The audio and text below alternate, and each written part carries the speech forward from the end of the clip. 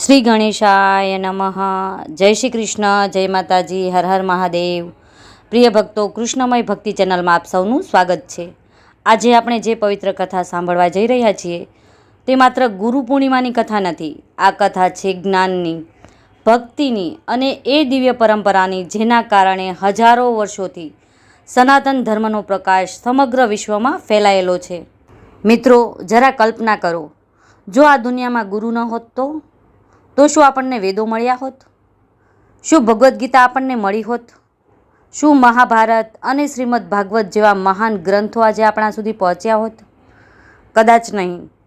એટલે જ આપણા શાસ્ત્રો કહે છે, ગુરુ બ્રહ્મા, ગુરુ વિષ્ણુ, ગુરુદેવો મહેશ્વરા.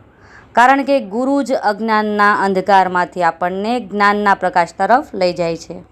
આજની કથામાં આપણે જાણીશું કે ગુરુ પૂર્ણિમાને વ્યાસ પૂર્ણિમા પણ કેમ કહેવામાં આવે છે, મહર્ષિ વેદવ્યાસજીનું આ દિવસે શું મહત્ત્વ છે અને ભગવાન શિવને આખી સૃષ્ટિના પ્રથમ ગુરુ એટલે કે આદિગુરુ કેમ કહેવામાં આવે છે. આ કથા જેમ જેમ આગળ વધશે તેમ તેમ એવા દિવ્ય પ્રસંગો સામે આવશે જે કદાચ તમે પહેલાં ક્યારેય સાંભળ્યા નહીં હોય. તો તમને વિનંતી છે કે કથાના અંત સુધી જોડાયેલા રહેજો. પૂર્વકાળમાં હિમાલયની પવિત્ર ભૂમિ પર અનેક મહાન ઋષિઓ તપ કરતા હતા. યજ્ઞોની સુગંધથી વાતાવરણ પવિત્ર બની જતું. વેદોના મંત્રથી સમગ્ર ધરતી ગુંજી ઉઠતી. તે જ સમયમાં એક મહાન ઋષિ હતા, મહર્ષિ પરાશર. એક દિવસ તેઓ યમુના નદીના કિનારે પહોંચ્યા. તેમને નદી પાર કરવી હતી. થોડી જ વારમાં એક નાવ આવી. તે નાવ ચલાવતી એક યુવાન કન્યા હતી. તેનું નામ હતું સત્યવતી. સત્યવતી અત્યંત વિનમ્ર, સેવાભાવી અને પવિત્ર સ્વભાવની હતી. તેણે મહર્ષિ પરાશરને નમન કરીને નાવમાં બેસવા વિનંતી કરી. નદી પાર કરતી વખતે મહર્ષિ પરાશરે સત્યવતીના તેજ અને તેના સંસ્કારોને ઓળખ્યા. ભગવાનની દિવ્ય ઈચ્છાથી સમય આવતા યમુના નદીના મધ્યમાં આવેલા એક દ્વીપ પર એક દિવ્ય પુત્રનો જન્મ થયો. તેના જન્મ સાથે જ વાતાવરણમાં એક અદ્ભુત શાંતિ છવાઈ ગઈ.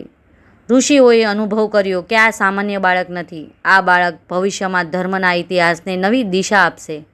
કારણ કે તેનો જન્મ દ્વીપ પર થયો હતો, તેથી તેનું નામ પડ્યું દ્વૈપાયન અને શ્યામ વર્ણ હોવાથી તેઓ કૃષ્ણ દ્વૈપાયન તરીકે ઓળખાયા.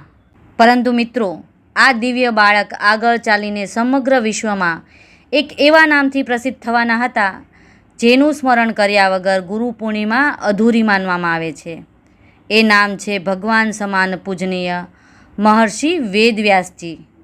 પરંતુ ભગવાને તેમના દ્વારા એવું કયું મહાન કાર્ય કરવાનું હતું? આખરે કેમ આખી દુનિયા આજે પણ તેમને જગતગુરુ તરીકે વંદન કરે છે? સમય પોતાની ગતિએ આગળ વધતો ગયો. કૃષ્ણ દ્વૈપાયન હવે યુવાન બની ચૂક્યા હતા. તેમના ચહેરા પર અદ્ભુત તેજ હતું, આંખોમાં કરુણા હતી અને હૃદયમાં સમગ્ર સૃષ્ટિના કલ્યાણની ભાવના હતી. તેઓ હિમાલયની ગુફાઓમાં વર્ષો સુધી તપ કરતા રહ્યા. ઘોર ધ્યાન, સ્વાધ્યાય અને ભગવાનના ચિંતનમાં તેમનું જીવન પસાર થતું. દૂર દૂરથી ઋષિમુનિઓ તેમની પાસે શાસ્ત્રોની ચર્ચા કરવા આવતા. એક દિવસ ધ્યાન દરમિયાન મહર્ષિ વેદવ્યાસજીને દિવ્ય અનુભૂતિ થઈ. તેમણે ભવિષ્યની ઝાંખી કરી. તેમણે જોયું કે સમય બદલાશે, કળિયુગ આવશે, મનુષ્યનું આયુષ્ય ઘટશે, સ્મરણ શક્તિ નબળી પડશે અને ધર્મનું પાલન કરવું લોકો માટે મુશ્કેલ બનશે. આ દ્રશ્ય જોઈ તેમનું હૃદય દ્રવી ઉઠ્યું. તેમણે મનમાં વિચાર્યું, જો વેદોનું જ્ઞાન માત્ર થોડા ઋષિઓ સુધી જ સીમિત રહેશે તો આવનારી પેઢીઓ ધર્મના પ્રકાશથી વંચિત રહી જશે. એ જ ક્ષણે તેમણે એક મહાન સંકલ્પ કર્યો. હું ભગવાનના આ દિવ્ય જ્ઞાનને સરળ બનાવીશ, સમગ્ર માનવજાત સુધી પહોંચાડીશ. એક જ વિશાળ વેદને તેમણે 4 ભાગમાં વિભાજિત કર્યો: ઋગ્વેદ, યજુર્વેદ, સામવેદ અને અથર્વવેદ. પછી દરેક વેદને યોગ્ય શિષ્યોને સોંપીને કહ્યું, આ જ્ઞાનને માત્ર યાદ ન રાખશો, પરંતુ સમગ્ર વિશ્વમાં પહોંચતો કરજો. મિત્રો, આ દિવસથી જ કૃષ્ણ દ્વૈપાયન આખી દુનિયામાં વેદવ્યાસ તરીકે પ્રસિદ્ધ થયા. પરંતુ ભગવાને તેમના દ્વારા હજુ એક મહાન કાર્ય કરાવવાનું બાકી રાખ્યું હતું. એક દિવસ મહર્ષિ વેદવ્યાસજી સરસ્વતી નદીના કિનારે બેઠા હતા. તેમના મનમાં એક વિચાર સતત ચાલી રહ્યો હતો. વેદો તો વિદ્વાનો માટે છે, પરંતુ સામાન્ય માણસ ધર્મને કેવી રીતે સમજશે? ત્યારે તેમના અંતરમાંથી અવાજ આવ્યો, એવો ગ્રંથ રચો જેમાં જીવનનું સંપૂર્ણ માર્ગદર્શન હોય અને ભક્તો, એ જ ક્ષણે જન્મ થયો વિશ્વના મહાન ગ્રંથ મહાભારતનો. મહર્ષિ વેદવ્યાસજી જાણતા હતા કે આ ગ્રંથ સામાન્ય નથી. આમાં રાજાઓની કથા પણ હશે, ધર્મ અને અધર્મનો સંઘર્ષ પણ હશે, ભક્તિ પણ હશે અને અંતે ભગવાન શ્રી કૃષ્ણના શ્રી મુખેથી નીકળેલું ભગવદ્ ગીતાનું અમૃત જ્ઞાન પણ હશે. પરંતુ એક મોટી મુશ્કેલી સામે આવી. આટલો વિશાળ ગ્રંથ લખશે કોણ? મહર્ષિ વેદવ્યાસજીએ ભગવાન શ્રી ગણેશનું સ્મરણ કર્યું. ક્ષણ માત્રમાં વિઘ્નહર્તા શ્રી ગણેશજી પ્રગટ થયા.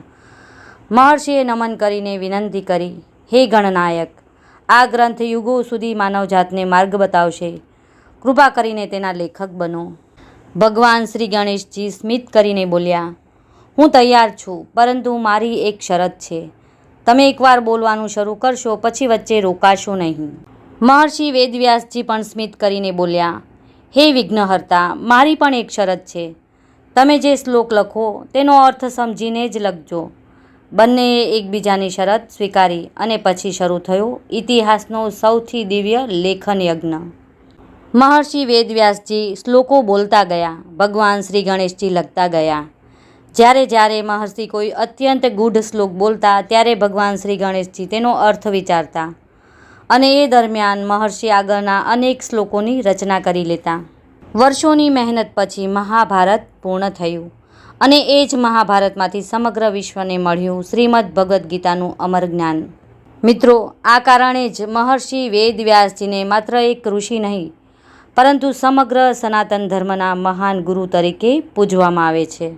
પરંતુ હજુ પણ એક રહસ્ય બાકી છે. જેમણે વેદોને ગોઠવ્યા, મહાભારત રચ્યું અને ધર્મનો પ્રકાશ સમગ્ર વિશ્વમાં ફેલાવ્યો, એવા મહર્ષિ વેદવ્યાસજી પણ કોની પરંપરામાંથી પ્રેરિત હતા? ગુરુ પરંપરાનો પ્રથમ દીવો કોણે પ્રગટાવ્યો? મિત્રો, હવે આપણે એ દિવ્ય પ્રસંગ તરફ આગળ વધીએ જ્યાં ભગવાન મહાદેવ સ્વયં આદિગુરુ સ્વરૂપે સમગ્ર સૃષ્ટિને પ્રથમ જ્ઞાનનો પ્રકાશ આપે છે. ભગવાન શિવને આદિગુરુ કેમ માનવામાં આવે છે? પૂર્વકાળમાં કે જ્યારે સૃષ્ટિ તો રચાઈ ગઈ હતી, દેવતાઓ પોતાના કાર્યમાં વ્યસ્ત હતા, ઋષિમુનિઓ તપ કરી રહ્યા હતા, પરંતુ હજુ એક વસ્તુનો અભાવ હતો, આત્મજ્ઞાનનો પ્રકાશ. મનુષ્ય જન્મતો હતો, જીવતો હતો, કર્મ કરતો હતો, પણ જન્મ અને મૃત્યુના ચક્રમાંથી મુક્તિ કેવી રીતે મળે? પરમાત્માની અનુભૂતિ કેવી રીતે થાય? આ પ્રશ્નોના ઉત્તર કોઈની પાસે ન હતા. એ સમયે સનક, સનંદન, સનાતન અને સનતકુમાર જેવા મહાન બ્રહ્મર્ષિઓએ વિચાર કર્યો, આ પ્રશ્નનો ઉત્તર તો માત્ર દેવોના દેવ મહાદેવ પાસે જ હશે. ચારેય મહાન ઋષિઓ હિમાલય તરફ પ્રસ્થાન કરે છે. હિમાલયની શાંત ગુફાઓ, બરફથી ઢંકાયેલા શિખરો, ચારેય બાજુ ગંગાજીનો પવિત્ર નાદ અને મધ્યમાં અતિ ગહન સમાધિમાં લીન ભગવાન મહાદેવ. ઋષિઓએ દૂરથી જ હાથ જોડ્યા. તેઓએ મહાદેવને વિક્ષેપ ન પહોંચે તે માટે મૌન ધારણ કર્યું. સમય પસાર થતો ગયો. થોડા સમય પછી ભગવાન શિવે ધીમે ધીમે પોતાના નેત્ર ખોલ્યા. તેમની કૃપાભરી દ્રષ્ટિ ઋષિઓ પર પડી. ભગવાન શિવ સમજી ગયા, આ ઋષિઓ ધન માટે નથી આવ્યા, સિદ્ધિ માટે નથી આવ્યા, સ્વર્ગ માટે પણ નથી આવ્યા. તેઓ આવ્યા છે સત્યની શોધમાં. ભગવાન શિવ સ્મિત કરે છે. તેઓ એક વિશાળ વડના વૃક્ષ નીચે બિરાજમાન થાય છે. દક્ષિણ દિશા તરફ મુખ કરીને પદ્માસનમાં સ્થિર થઈ જાય છે. આ દિવ્ય સ્વરૂપને શાસ્ત્રોમાં ભગવાન દક્ષિણામૂર્તિ તરીકે ઓળખવામાં આવે છે. ચારેય ઋષિઓ તેમના ચરણોમાં બેસી જાય છે. તેઓ આતુર હતા કે હવે મહાદેવ કોઈ મહાન ઉપદેશ આપશે, પરંતુ ભગવાન શિવ મૌન રહ્યા. એક ક્ષણ, બે ક્ષણ, સમય પસાર થતો ગયો, પણ ભગવાન શિવ મૌન જ રહ્યા. મિત્રો, અહીંથી શરૂ થાય છે ગુરુત્વનું સૌથી મોટું રહસ્ય. ભગવાન શિવના મૌનમાં પણ જ્ઞાન હતું. તેમની આંખોમાં કરુણા હતી. તેમના ચહેરા પર અખંડ શાંતિ હતી. તેમની ઉપસ્થિતિ જ ઉપદેશ બની ગઈ. શાસ્ત્રોમાં કહેવામાં આવ્યું છે કે તે દિવ્ય ક્ષણે ઋષિઓના હૃદયમાંથી અજ્ઞાનનો અંધકાર દૂર થવા લાગ્યો. તેમને આત્મજ્ઞાનનો અનુભવ થયો. તેમને સમજાયું, પરમાત્મા બહાર નહીં પણ પોતાના અંતરમાં જ છે. અને એ ક્ષણથી ભગવાન શિવ સમગ્ર સૃષ્ટિના પ્રથમ ગુરુ એટલે કે આદિ ગુરુ તરીકે પૂજાવા લાગ્યા.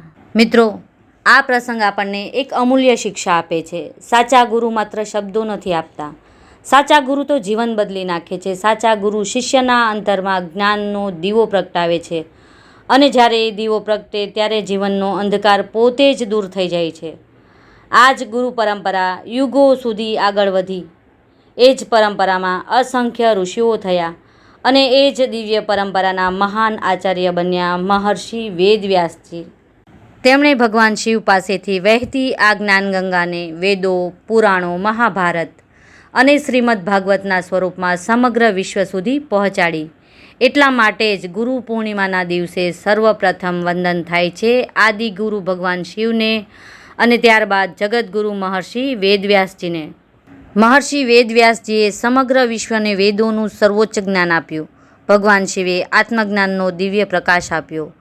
આ અદ્ભુત જ્ઞાનને આપણા સુધી પહોંચાડવા બદલ આ એક જ પવિત્ર અને પાવન દિવસ છે કે જેમાં આપણે ભગવાન શિવ અને મહર્ષિ વેદવ્યાસજીને પ્રસન્ન કરવા આ પરમ પાવન દિવસે બ્રહ્મ મુહૂર્તમાં જાગી સ્નાનાદિથી પરવારી આપણા માતા પિતા, આપણા શિક્ષકો કે આપણા ગુરુઓનું સન્માન કરી શ્રદ્ધાથી તેમની પૂજા કરી ભગવાન શિવ અને મહર્ષિ વેદવ્યાસજીનું ધ્યાન ધરી શ્રીમદ ભગવદ્ ગીતા, શ્રીમદ ભાગવત પુરાણ કે અન્ય કોઈ પવિત્ર ગ્રંથનું વાંચન કે શ્રવણ અવશ્ય કરવું જોઈએ. શક્તિ પ્રમાણે અન્નદાન કરવું જોઈએ, ગૌ સેવા કરવી, જરૂરિયાતમંદોની મદદ કરવી અને સાથે સાથે આજના પાવન દિવસે આપણે સૌ એક સંકલ્પ કરીએ. દરરોજ થોડો સમય ભગવાનના સ્મરણમાં પસાર કરીશું, ખોટું બોલવાનું ટાળીશું, માતા પિતાનો આદર કરીશું, ગુરુના વચનોને જીવનમાં ઉતારવાનો પ્રયત્ન કરીશું અને જ્યાં સુધી જીવીએ ત્યાં સુધી ધર્મના માર્ગ પર ચાલવાનો પ્રયાસ કરીશું. આ જ છે ગુરુ પૂર્ણિમાનો સાચો મહિમા. આ જ છે મહર્ષિ વેદવ્યાસજીના જીવનનો સંદેશ અને આ જ છે આદિગુરુ ભગવાન શિવના મૌન ઉપદેશનો સાર. મિત્રો, હવે અંતમાં આપણે સહુ મળીને ભગવાન શિવ અને મહર્ષિ વેદવ્યાસજીના ચરણોમાં પ્રાર્થના કરીએ. હે આદિગુરુ ભગવાન મહાદેવ, અમારા જીવનમાંથી અજ્ઞાન, અહંકાર અને દુર્ગુણોનો નાશ કરો. અમારા અંતરમાં જ્ઞાન, ભક્તિ, વિનમ્રતા અને સદાચારનો દિવ્ય પ્રકાશ પ્રગટાવો. હે મહર્ષિ વેદવ્યાસજી, આપના આશીર્વાદથી અમારા ઘરમાં ધર્મ, સંસ્કાર, સુખ, શાંતિ અને ભગવાન પ્રત્યેની અડગ શ્રદ્ધા હંમેશા જળવાઈ રહે. જો મિત્રો, આજની આ પવિત્ર કથામાંથી તમને કંઈક નવું જાણવા મળ્યું હોય તો આ વિડીયોને લાઈક કરી વધુને વધુ મિત્રો સાથે શેર કરજો. અને જો તમે હજુ સુધી અમારી કૃષ્ણમય ભક્તિ ચેનલને સબસ્ક્રાઈબ ન કરી હોય તો અત્યારે જ સબસ્ક્રાઈબ કરીને બેલનું નિશાન દબાવી દેજો, જેથી કરીને આવા જ ભક્તિમય અને જ્ઞાનવર્ધક વિડીયો સૌથી પહેલાં આપ સુધી પહોંચતા રહે. હર હર મહાદેવ. જય શ્રી કૃષ્ણ. જય માતાજી. જય ગુરુદેવ.